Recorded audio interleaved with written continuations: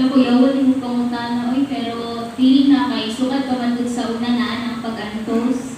Ako salamat kay Simon Tubansi. Daghan na po na katungan na anak, pero nagtuon mo po